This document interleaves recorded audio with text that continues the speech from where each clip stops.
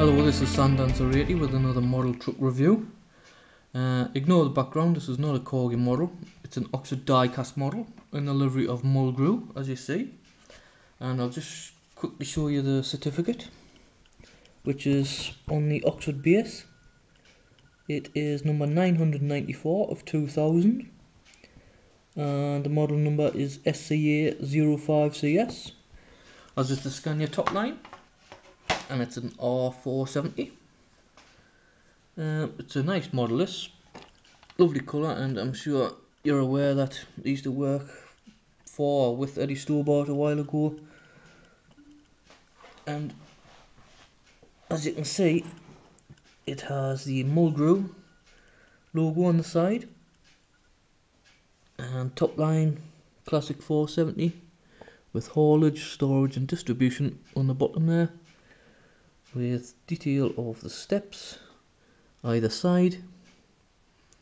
I'll just turn it round to the front, where we have the lights at the top, the Mulgrew logo, detail of the windscreen wipers, the classic Scania grille with the R470 sign down the bottom, and a registration, if I can pick it up, is KJZ2952.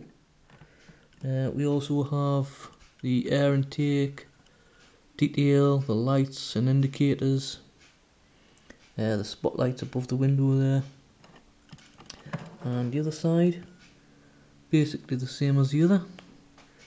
You have the top line 470 sign there with the Mulgrew, and I'll just turn it round to the rear.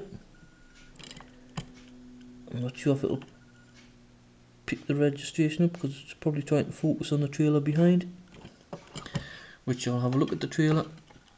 As you see, it's a lovely looking trailer, tri-axle curtain side with the M for Mulgrew obviously, and we have the original Mulgrew logo and nice detail of the curtain straps.